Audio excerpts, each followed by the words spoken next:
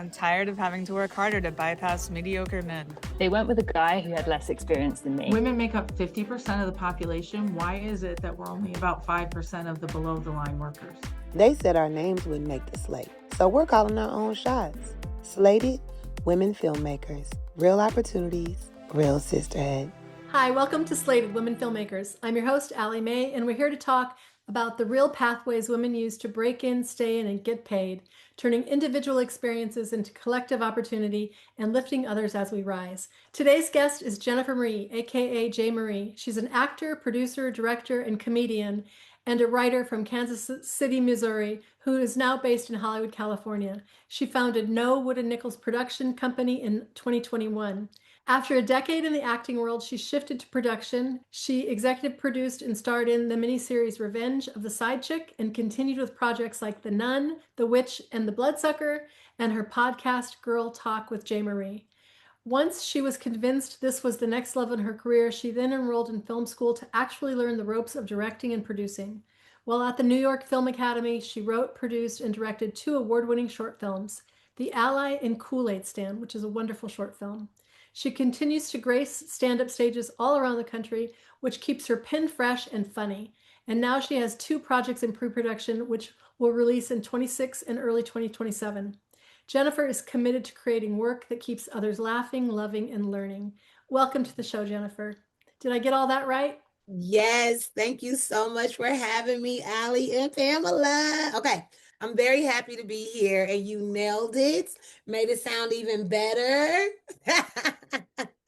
There's no making you sound better than you are because you're so fabulous. We're super honored to have you here. Let's jump right into the questions. Oh, yeah, anything you want to talk about, girl. I'm an open book today. I mean, this is slated, okay? It's time to slate, and let's get to it. Honestly, you are always really open and always really easy to talk to. And that's one of the reasons why we both love you so much. So let's talk about your beginnings in film and comedy and acting. What was the hardest obstacle that you had to overcome getting your first real opportunity? So the hardest obstacle, I would say, in order to get that first opportunity in my life, it was, I hope this is not superficial to say, but it was fear and it was being patient for me. Because now I'm not too afraid of many things because I've been doing it a lot longer, but just being afraid of not being good enough or being afraid of not getting accepted to whatever it was, whether it was an audition or going on a stage and people maybe not laughing or thinking that you're entertaining. That is a real crippling thing, especially for us in this industry. And once I could figure out how to just let that go, that is where I saw progress kind of start. And then also just being patient. And I know that kind of is a little bit past the answer, but the patience part is still, it's still part of an obstacle. I guess I'll say that I'm overcoming. I don't think it's superficial at all. I think that's one of the biggest things that holds all of us back from even starting. You're afraid to start writing a script. You're afraid to start film school. That's the most real thing that is universal among all of us, I think, is that fear. And patience is a required characteristic of filmmakers, right? Just got to take that deep breath when you talk about patience. As a filmmaker, as a woman, we got to wait for the right man. We got to wait for the right script. We got to wait for the money to come in. So it's actually helpful, I think, being a woman because of those things. Like I've recently gotten into a relationship that I truly, truly am grateful for, but I had to wait so long to even get to that. And I feel like all the other things that led to my career and all the other parts in life that we wait for, it just patience, it causes endurance and it just allows you to wait even more for different things. So when it comes to relationships, and I'm bringing relationships up on purpose because yes, we are go-getter women and we work all hard and all of this, but a lot of women in this particular industry, they're so powerful and successful that men are scared of us. So then you got to wait till the man that ain't scared shows up. And so that's part of it. And I got to trust that I'm not limiting myself from getting the right person by doing all the stuff that I'm doing, or not being able to have children, or whatever your desire is as a woman. So I say patience is married to that, because it is the same thing. We just apply patience in this area, and hopefully you can learn to apply it in your career. This is just me hoping and praying that all of us will get whatever it is that we're waiting for. That's how I got to live.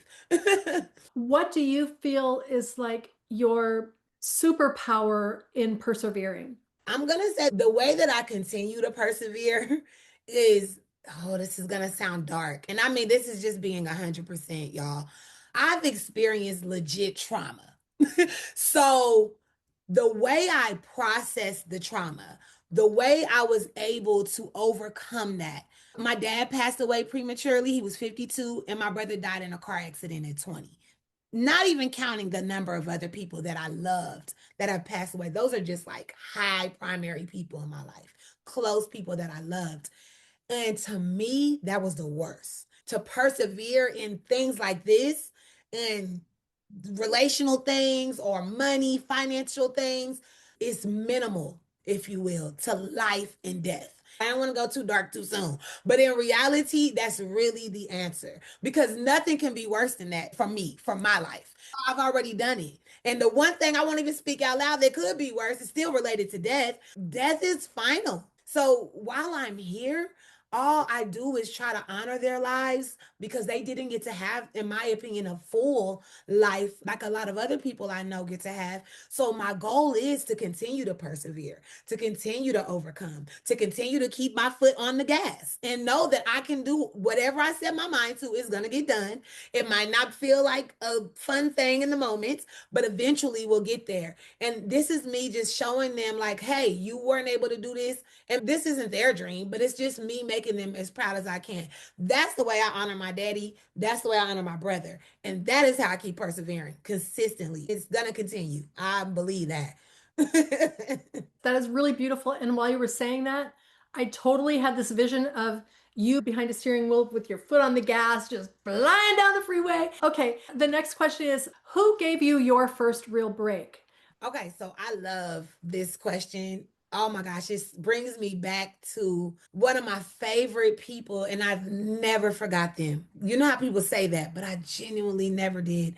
And this is a man that was my mentor, or eventually ended up being my mentor after this. But this is the first thing, connection wise, was a woman. And I knew her from church. I had just started going to church, and I met this lady, and she was an older lady, but she was super cool. And we used to go kick it, like have fun. And so she ended up saying, oh, I know somebody that has this club, and I want you to meet them. And that was exactly how it started. And he gave me the opportunity. He had a stage where he used to do a short film. Before I knew anything about the film festival industry, he used to have like a monthly short film, because he came from the arts. So his brother worked for Motown, and he worked for Motown back in the day. So they were very artistic people. And he was like 70 at this time, maybe older, but he owned this building in Sherman Oaks, and there was a stage, and it was called the Complete Actors Place. And he did acting classes and all this stuff. And it was just enough for about 150 people to sit in there if you had a packed house. And I went in there, and he just was like, so what do you want to do? And I was like, I want to, and mind you, I have no experience producing the show, but at this time, I'm like, I just want to host. Like, I want to be a host, and I want to do this. Didn't really necessarily know what that looked like, but he let me get on stage and just talk. And I'm always been a person that likes entertainers. When I do karaoke stuff, I always would put a full show on. So in my mind, when I saw that place, I'm like, this is a place where we can dance, we can sing, people can rap. And so he let me start hosting an open mic there every Monday night. And eventually I turned it into an Apollo night where we had trophies, and I was giving out cash prizes. My friends that I met that worked in the industry, big like producer people, I had them being judges. Like, this was like the long-term effect of him just giving me that one little shot to bring some people in and use the space. That was actually one of my absolute favorite times because I learned so much about me as an artist. But then he was the person that tried to get me to do stand up, but I never would. So even as an MC, I was like, I'm not a stand up comedian, so I don't have to be funny, but I would still make people laugh. He kept trying to push me and I never would do it. And then always I brought singers, rappers, like people everywhere, musicians, people that were just like cool dancers. And to this day, I wish I had another place like that. But Lonnie Stevens and then his assistant slash close friend, Alex, they were the ones who let me open my wings and just try stuff. I brought other people to them and then I would come to their acting class and then we were shooting shorts and I learned so much about myself. And he has passed away and I still have dreams about Lonnie. He was just such a gentleman. He fought cancer so many times and won. And I never can forget him. And to this day, everything, I'm like, dang, I wish he could see this because he would be so proud of me. Whew, sorry. He would for sure be proud of you. He is proud of you.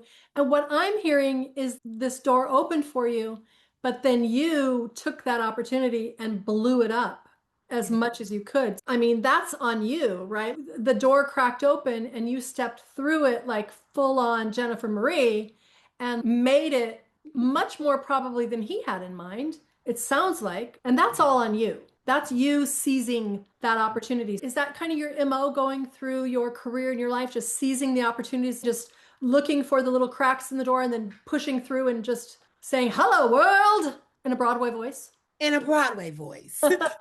Absolutely, Allie. Thank you. Thank you for picking me up right there. Yes. Absolutely kick the door down. That is a thing that, again, because I had that experience, I was very bold.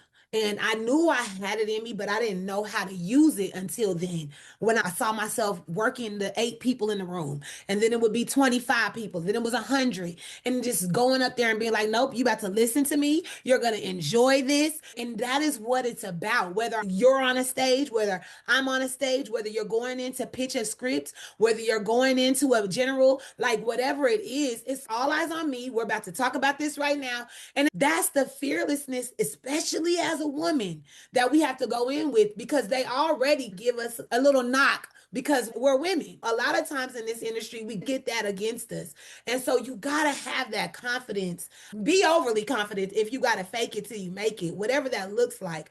But absolutely, because then when you get in that room, when you get in front of those people and you shine, you're going to shine, because when you do that, that's when the next person's like, oh my God, I remember when I met da da da da. Like today, I just got a text from one of the ladies who used to come to the open mics then, 2009. She messaged me like, hey, J. Marie, I don't know if you're still emceeing, but I would love for you to host my party. This is the rate that I have to pay and da da da da. But this woman, I met her in 2009 and she still follows me, and every now and then we'll see each other, but she thought of me to do her birthday party, and she does like one-woman shows and things like that. But that's the type of relationships that were formed. But also, I wasn't playing. No matter who was in that space, she knows this because she was there a lot. If it was 2 people, if it was 200, you was going to get this same energy, and I was going to give it all I had. Just moving in that spirit of excellence in everything that we do, because we're being judged differently. So you know what I mean? That is how I have to approach it. And you better believe I'm going to give it everything so that you're going to say, I need her whenever you remember me. Well, I personally always say I need you, just so we're clear on that. But also that kind of goes back to that fear thing, because you learned to overcome that fear, like little steps at a time as the audience got bigger, it sounds like, in that room, correct? Absolutely. You learned how to become fearless, taking baby step after baby step, then toddler step, then thanks to that man who gave you that opportunity. I fully agree with that statement. And it's still that. It's still baby steps in the right direction. That's all it really ever will be. Maybe it's like moment to moment, whatever your terminology is going to be, it's still going little things. And that's how we stay, as we talked about earlier, that's how we continue to persevere. That's how we continue to be encouraged. That's how we continue to stay motivated, because you see the little things that you're doing, that you're making progress. That's why I love our meetings that we have, because again, we're setting little goals, or we're coming in with our wins. You hear other people's stories. You you get inspired and you say, you know what, I got this, whatever your situation is, and I'm going to overcome it. So here we go to the next thing. It's on to the next thing, because there's always going to be a next thing as long as we have breath in our body. Well, there better be a next thing as long as you're pursuing this creative journey of filmmaking or stand-up or acting. You've got to keep trying to grow, and you've got to keep trying to overcome your fears, and you've got to keep trying to get in the room and your most excellent self. And then you've got to keep trying to deliver that most excellent self, aside from being tired or fatigued or stressed out or having a baby crying at home. Like, we always have to bring it. Like you said, the way you present it is very engaging and energetic, and I love that about you. Let me just jump in here and add, as an audience member twice of J. Marie's fabulous stand-up with 2 different sets, 2 different times, and she does bring the energy and to whatever is going on in that room, and she just gives it right back to the audience, and it was just so incredible to watch her work her magic in the room twice. She made advance to the next finalist level, and she's really incredible. So you should check her out. If you have the opportunity to see her do stand-up, that's definitely a treat. I just want to add, thank you, Pamela, and Dossie was with her. I just love you guys for even coming, and you've come more than once.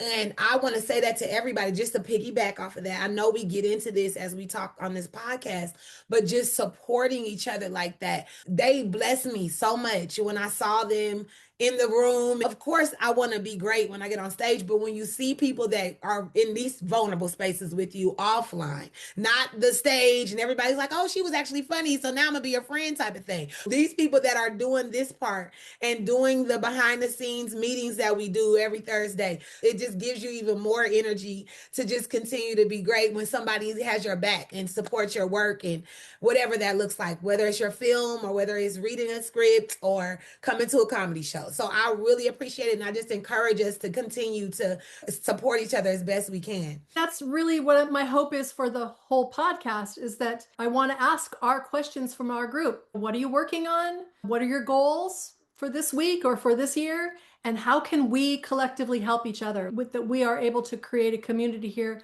where the whole audience is helping you. What if all of the audience from Slated comes to your show or shows up at your movie at the Short Festival? That's true support.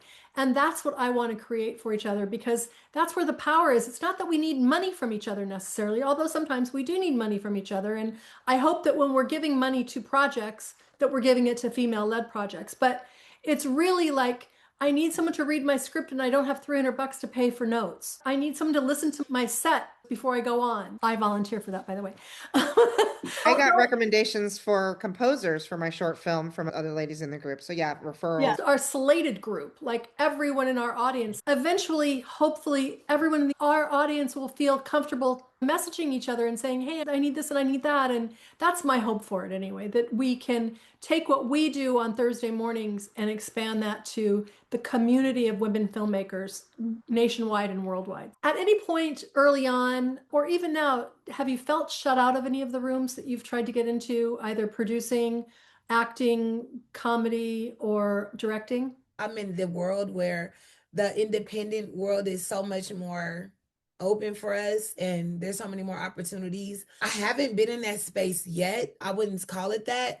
I will say that it was a little weird, if I'm being real, in the comedy world. Funny enough, you would think that it would be more supportive, but people that have been doing it for some time, you can kind of feel funny from them, and not the good funny. So I would say that's the only one that I've ever felt that way about. But I also know that if I don't feel wanted somewhere, and I mean this, I'll exit stage left and I'll go and make my own way, which is why I say I haven't had to have that experience, because like what you do with the women's film group, but also what you're doing with Slated, we just gonna make our own. We don't have to wait for you to give us no opportunities. I'm not trying to sound cocky like that, but we just don't no more. So if you don't have to, God, it is going to be amazing when the studio finally realizes, oh my God, I should have been pouring into these people. That's going to be absolutely fantastic. But I can also be Blair Witch Project. You know what I'm saying? I'm going to do what I got to do until I can get where I need to get. And they'll come to me if they have to. And then if I'm not doing something at that time and my honey ain't already grown the way I want it to grow, then we can work together. But at the end of the day, you just don't know what project or role, but I would say more so that's why I went to film school, so that I can have a little more creative control, a lot more creative control, and a lot more opportunities to make financial things happen in my life when the thing happens that I know will happen. We just got to keep putting our stuff out there in the best way that we can. There's no room that you're going to be able to keep me out of, because I'll go over there, take my own wood, get my own damn hammer, and I'll make my own damn room. That's just how it's going to be. And we're in our own room now. We are in our own room every Thursday at 8 o'clock. That's the building up part. And eventually, when we can't afford all of each other to work at the same time, somebody's going to get it. Me and my best friend love to say this. We like to be Delulu. So we'll stay delusional until we see it happen. That's it. Some people do it all the time when it comes to the way they look or how much they got, and they post on social media. They're delusional. They're delusional. I'm going to be delusional about my career. You know what I mean? That's how we stay focused and keep going and keep creating, because we can't wait for these people to open up a door for us. We just can't.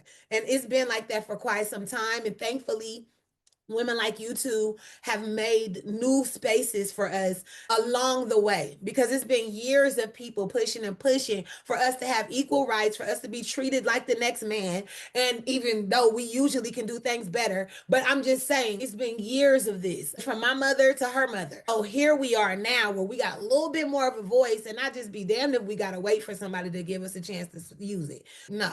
So no, I haven't, because I'll walk right out of that room. If I feel like you don't think I'm good enough, my daddy said I was, and so did my mama. So here we go. You know what I mean? That's how I was raised. That's awesome. We almost hear that same conversation every time we do a Slated. All of us women filmmakers, we all kind of know we got to make our own stuff. Great to pursue other people's projects and production and all that stuff, but bottom line, we've got to make our own stuff. Be it short films like Pam just finished, or creating a whole series, directing a feature film, whatever it might be, we've got to do our own stuff. Yeah, because guess who doesn't ever hesitate to make their own shit?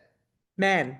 Men, especially white men. And they bring their people along the way with them. Yes, And they do. bring their buddies. Has any woman ever helped directly change the trajectory of your career? And if so, how? Yes. So I'll just say this quickly, because I told you, obviously, the woman from earlier, I kind of give her credit for that, because she connected me to that person. But to be more specific on something that helped me get into the stand-up part that I told you I would never do when Lonnie would ask me to do stand-up. One day, I was at one of my friends who's like a writer, producer person, and she had a big group of ladies over for her birthday, and she always did something for her birthday. And in this year, we were doing what you do for every new year, burning things and flying them up in the air. So that's what we were doing. Tori Hart was there. I wasn't thinking anything of it, but we were just telling our stories and why we were burning this. And as soon as I got done and sat down, and I didn't know her at the time, I had just met her that day. And she was like, you need to be doing stand-up. That's exactly what she told me. Now, mind you, my mama and Lonnie been telling me this forever. And that was something I was hella scared to do. And so when she said it, because Kevin Hart, it's Kevin Hart. And she also was strongly behind him while he was gathering his career.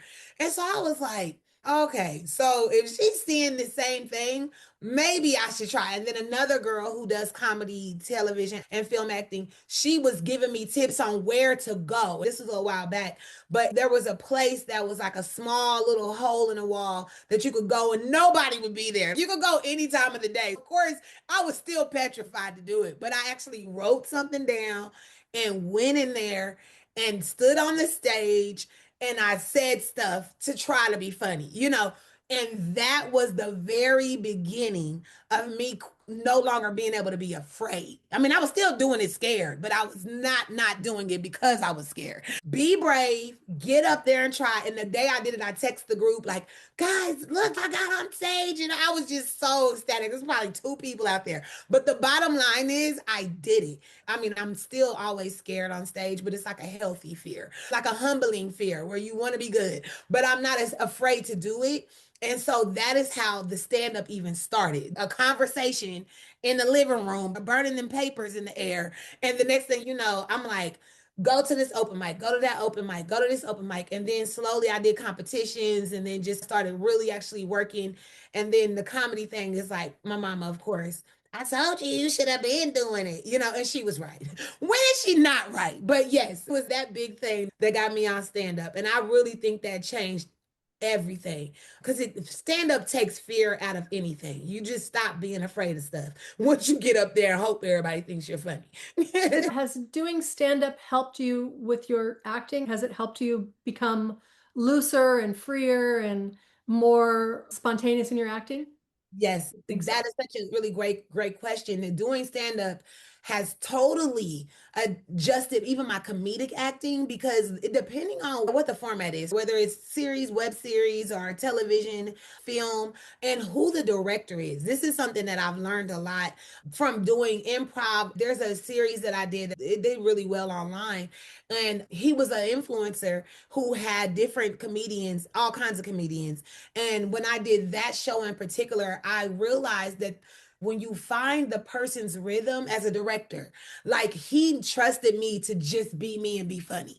And that's something that I actually learned for myself directing others is when they got it, like now as a writer, you guys will know when you know who the character is, when you cast the right person, you could trust them a lot more on set. So that's how powerful casting is, which I also dabble in too. Once I know my character like the back of my hand, when I cast them right on set, the work is less for me because they get it, I get it. We on the same page. Now it's just little technical things, the blocking things and things like that. But for me as the actor and doing stand up, he knew who he was getting because you cast me that way. And that's the powerful thing about casting who you want to see on your film or your project. Because now they come to set and they're going to deliver more than likely what you want based on the direction that you give. But I'm so much better because they saw who I was most of the time from my reels or whatever the case may be, my personality, if they pick me from knowing me. And then when I'm on set, I get that liberty. And to me, it makes it more funny. Like the comedic side, I'm so much more funny when me and the director see eye to eye and understand. And so I know what she's looking for and she knows what I'm going to probably bring. And then if we need to tone it down, we can tone it down. If she wants me to pump it up, I'm trying to steal the scene. Not intentionally, but I want to do my job so well. Everybody's like, dang, she only got a couple lines, but why they didn't give you more time? That's what the goal is. So you go in there ready to work like that. And absolutely stand up, it plays a big role in whatever form of television, film, or commercials. Because I've thankfully got a lot of commercials and it's very connected to the stand-up world, to the comedy world, especially now with everybody doing the funny commercials these days. So yes. First of all, I totally agree that you should always try to be the best in the scene. When I'm directing actors, I whisper in there, this is your scene to lose. I want this to be your scene, so steal the scene. And I tell them both that. There's two, so they kind of battle that out. You were in a situation where you had someone not supporting you and underestimating you. Can you talk about that? How have you confronted or dealt with those situations on set? Have you had those situations within the comedy or acting or directing sphere? And how did you handle it? So when you ask the question of have I ever had to feel like unsupported or compete with somebody or another person doing something to me in this industry, I would just say in general, unfortunately, the worst experience that I think I've had with the woman, and it was somebody that was my friend. That's the first thing that comes to my mind, and really the only thing that comes to my mind because I'm probably still healing from that. Because I was more than anything disappointed, as you just described the industry earlier. We talk about how the men are with each other. This particular person, I really poured a lot into our project because we did this together and we worked so hard on it. I literally believed in her to where I'll support and do this, this, and this, and this. I learned a lot, obviously, while I was doing it because I helped produce and I was in the film and I did all this stuff and I put my money in it, and my time is worse than the money because don't waste my time. Yeah. And then she didn't give me the back end part. The reason I say this, I never got anything back, even though it made money. So the reason I say that's the worst is because for me, I wasn't even wise enough. This is prior to going to school, prior to all these other things. And I'm not a naive person. But in this case, that was actually my friend. And we did a contract, but there was one thing that I didn't have in it, which is what saved her from having to show me how much money we were making, saved her from having to give me the money. And she did everything she could. This was all simply because we weren't friends anymore. And she never gave it to me. She said she would, and then she didn't. It pissed me off so bad because I genuinely didn't expect it, even if we're not friends, like in fairness, because you know what I did to sow into this. Because I'm a woman of God, and I want to be clear when I say this, I know that vengeance is not going to be mine in this situation. As much as my natural body wanted to lay hands on her, and not in a good way, I also understood that whatever happens in her life, she gonna have to pay for what she did to me. And I mean that. And it's like, I'm not that kind of person. I still am not gonna be that person, even though it happened to me. But I only bring all that up to say, even when you love somebody, even when it's your family, maybe, if you're working in this business, just cover yourself. And it wasn't that I didn't try to, I just missed a specific clause I should have said, which I learned that. And now I don't miss it when I'm making contracts, when I'm having to do things and talk about something that's uncomfortable, because you hate to have to be like, well, you know, this is how it should be. But you got to do it because here they are living lavishly off of something that you put your blood, sweat, and literal tears into. And it's just not right. So ladies, we just can't do that to each other. Number one. And number two, cover yourself. Cover yourself on all aspects when it comes to that. And she knows who she is. And a lot of people know who she is. I don't even want to give her no extra. I hate that y'all did that good in the movie. It's one of my biggest disappointments is almost every time we've done a podcast, I ask the question of what women have helped you. And oftentimes the answer has been none. It's men that helped me. And that's really disheartening to hear. I don't understand how women aren't supporting each other in this business. Jealousy doesn't resonate with me. I don't understand why you would be jealous of another talent or looks or whatever it is. I do think that it's misogyny. I think that women have learned to treat each other the way that men treat us, disregarding one another and disregarding our input and our value the way that men disregard us. It's very sad to me. I want to hear how women help each other. I want to hear those stories. Like when I see a movie and it's like, yay, a woman directed it, but she's got all male on her team. So you directed it. So you got your foot in the door. If you didn't hold the door open for other women, you've only done half your job. And your movie is not as good as it could be. Because if you don't have women behind the camera and microphone and the lighting gear, you're missing a lot of the equation of what we bring to the table. I'm very passionate about this. That's why we're doing Slated, because it's something that really means a lot to me. And I try to work with all women crews and all that stuff. I want to add to what you're saying, because to be clear, earlier, for instance, even the beginning part, it was a male that helped me get on stage and so forth and so on. Moving forward, though, as a mature woman in my life, just within the last few months, between me and the people that I know anyway, they have referred me so many different times. I've worked on set with women that have been producers.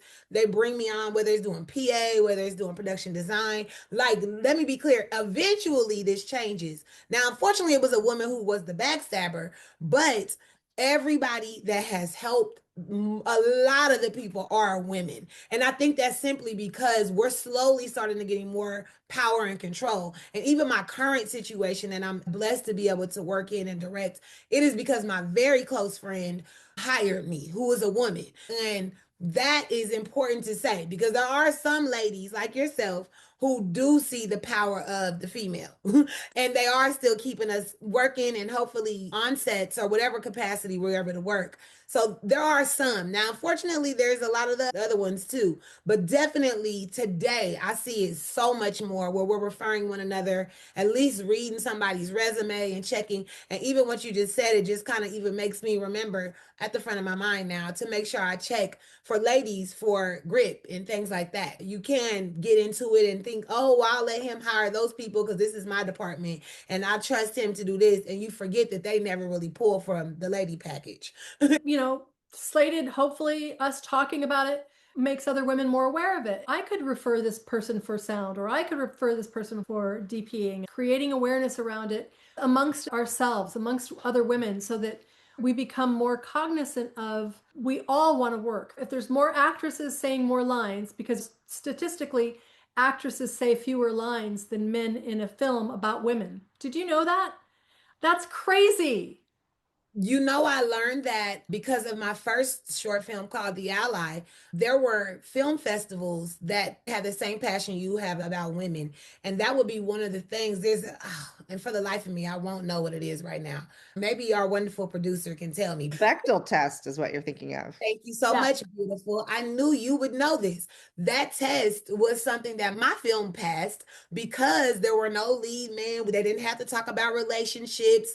And they were the ones who were in places of power. And it was nothing connected to, I need a man, I want a man. None of that stuff. They were both just women who worked in the music industry and so forth and so on. Long story short, that was something I learned just as a filmmaker and something to just keep in mind. The Ally is something that I wrote now as a complete feature film that we'll be working on the end of this year, early next year.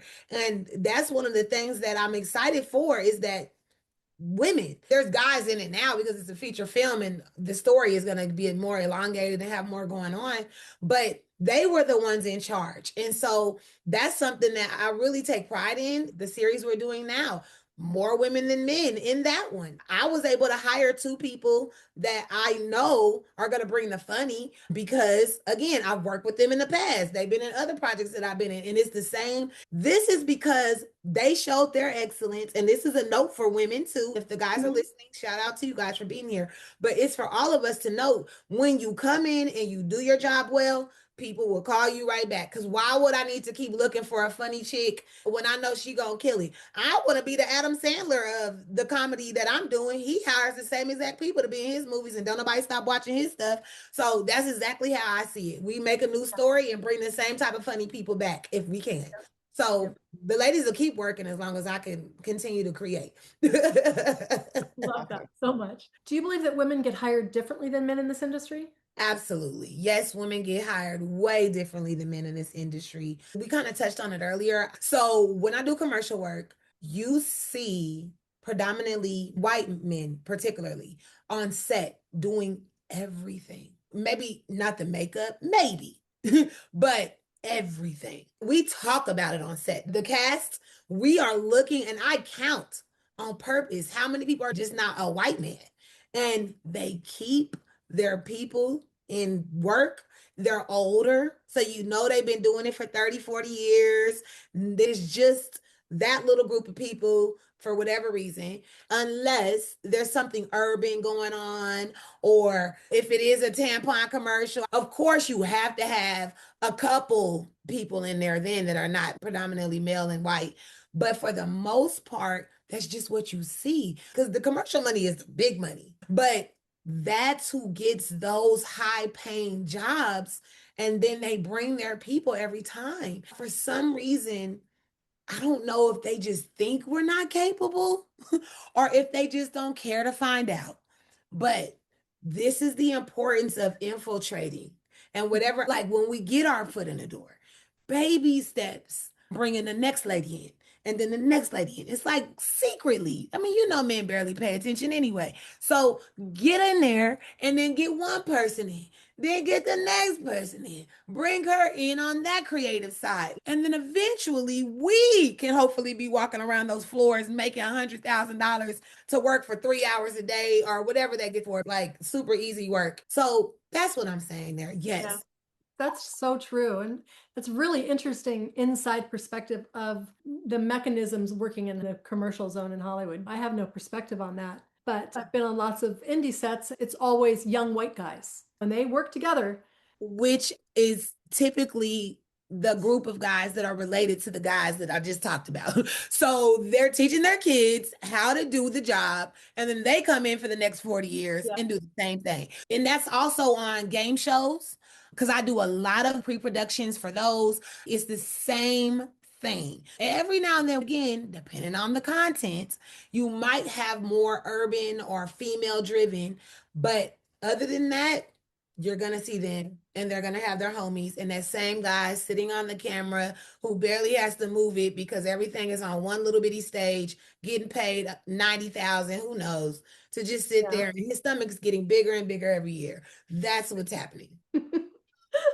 Craft services, baby, and they get free food. Jennifer, you are working a lot. So tell me what works. What's your strategy to actually get hired? Hustle. So the strategy that really works for you when it comes to getting hired, for real, is referrals. And I would say being like visibility, like what we're doing right here. Get on Slated. Somebody's like, oh my gosh, she's funny. And if you think I'm funny, please hire me. That kind of thing where they see you and like, oh, I'm interested. Do you have a reel? Let me see your headshot, your resume, whatever. And then send that to them. And if they really are looking for somebody for something, you more likely got the better chance of getting that job because the referral thing, kind of like what we just talked about with the little young guys, they're being referred by their uncles and grandpas and daddies. That's how they got that job. It's no different than what we're doing. And it's whether you're acting, whether you're doing PA work, whether you're directing, producing, do well, be professional, and then people will see that, oh my God, I want to hire this person, or oh, I know this person's great. Again, the same thing happened in the last few days. I've had multiple people ask me to come and MC or come and host. I just did 2 private comedy shows at a birthday party and at this church function. And then I came back at that church function because she had me do her birthday party. But it was all because I'm at like this comedy thing with the church and doing the thing with these people. And then they see, and then it just turns into jobs that pay because people understand we want to pay you. Like most people want to pay you something. And I'm very big on that. It's even probably one of the things that have kept me a little bit more stagnant in creating because I hate to ask people to work for copy credit real. You want to try to give them something, some gas. So yeah, that's the main thing. You got to keep yourself out there. You got to get on podcasts like Slated. You got to tell people what you do and you got to be good. When I say good, I mean, maybe you're not everyone's taste, but good is in professional and giving it your all so that they see your work ethic. Work ethic is so big for me, especially too. Coming prepared, knowing your lines and stuff like that. No matter what you have to go through, people don't really care. That's something else I learned on sets. Nobody cares. Like they're just like, okay, your job was to be here and do da da da. They don't care what we going through before we got there. So you're talking about visibility. Just put yourself out there, do it all, say yes. Say yes, yes, yes, yes, until you have to say no. Unless you have to say no. Like Thank some you. of us have to say no sometimes. Don't just say yes to anything. I don't say yes to everything. If your morals and ethics tell you to say no, say no. I just want to say that. I don't want them to get it confused and be twerking and stripping on something they shouldn't be stripping on. Okay. Do you also work hard at your social media game? Speaking of exposure? Yes. So when it comes to social media, I really want to be on there and posting when I'm not working on something like this, where I got to focus and do everything. Like you guys know, you, Pamela, Ali, you're in the middle of it, promoting your movies, writing, producing, all the other stuff, whatever it is. When you got to do all of those things, like social media for me can be a bit of a distraction because you got everybody trying to tell you, look at this meme, look at this. Oh my God, this was funny. I'm just not on it at all. And as I am, that's how I get my comedy show gigs. That's how I get people to ask me, are you available to work on this series? That is how that usually happens. But I found a way. It took forever. And for me, I just start doing self video talk stuff about a circumstance tape because I don't like have time to do this. I would rather be writing and making a movie instead of making a skit as a comedian. If I can just talk for 45 seconds and make you crack up laughing or laugh at 2 times, I'm getting off. And then I can go back to my real life. So I was doing those things when I am online. But right now, I'm like, no, I have to focus and I will get off of social media because I know for me, I don't have that large of a following to maintain. It's there, but it's not something that I can get back once I jump back on. Then people ain't doing nothing. When I come back, they're doing the same thing. So I'll be back, y'all. Well, that's good because we're going to have to include all of your social media stuff on here.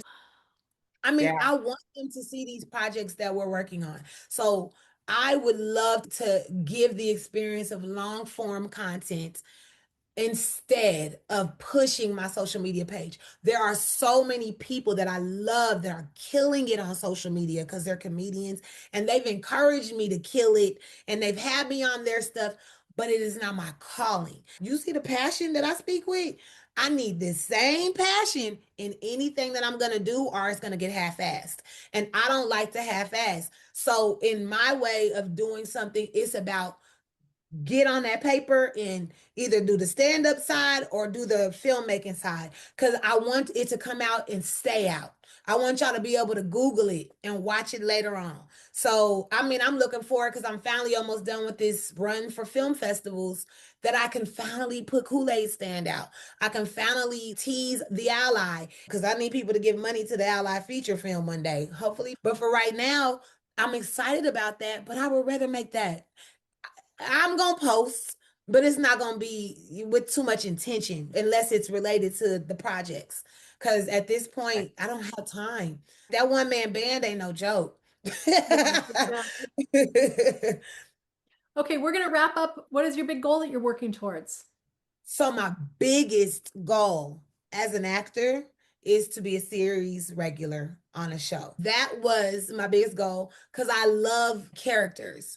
So I want to be the neighbor, or I just want to come into your house every week and you're like, oh, there go AT Chin, or whatever my role is, because I appreciate that's how I grew up, like watching a lot of 90s sitcoms, and it's just my favorite thing. So I'm always gonna work toward that, whether it's staying on stage or writing until I can do my own, which that would be the directing side of it. It's just, even if I'm not in it, I would love to be able to create or co-create and direct a series that has some longevity to it. I love family things because, again, I draw from childhood and that's the happy place for me.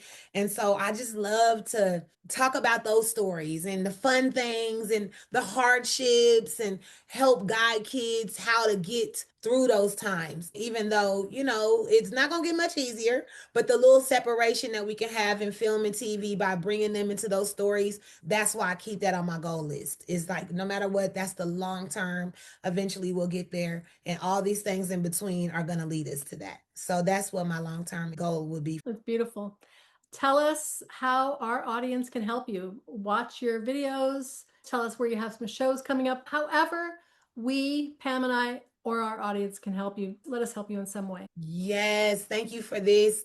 The best way I will say to help, number one, subscribe to this channel. And I mean that as in, like, subscribe, make comments in this comment section wherever you're watching it, because just get this popping. Like, this is the place where in 6 months and I get to come back and do a different interview. This is the place where we're hiring each other and we're learning what we're all capable of doing because somebody is taking the time to produce something like this, especially with the ladies. So I really recommend support places like this that are going to be consistent and bringing things out like that. And then when it comes to me, just find me online, Jennifer Marie, the same way it's written, Jennifer Marie, aka J Marie, in everywhere. That's my all across all the socials, websites. IMDb is one of my favorite places to be because that's how I can verify that people are actually doing things and have some type of experience. So I love IMDb. I do my best to keep my IMDb up to date with what I'm working on or what I'm going to be working on so that you can see it, because I learned in film school that there's so many ways that you can get on there and get a job. If you're a producer, if you're a production designer, find those people who are in pre-production, in development, and shoot your information, which if you got IMDb Pro, that's where you find that. So get on IMDb, and that is all I will say. Just find me, Jennifer Marie, aka J Marie, and I will guide you to whatever we're doing next. Jay-Marie, thank you so much for joining us. This has been so much fun, and we will, of course, post all of your socials and your links. And this has been a great talk, so thank you so much for joining us. And thank you guys for joining us. I hope that you enjoyed watching Slated, Women Filmmakers. If today's conversation inspired you, resonated with you, or gave you a new tool for your journey, share the episode with your fellow filmmakers, especially women filmmakers. This is how our sisterhood grows. Follow Jennifer's work, support her goals, share her wins, and keep the cycle going, because the more we champion each other, the more doors open for all of us. And please stay connected to Slated. Follow us on all of the stuff. Thanks so much.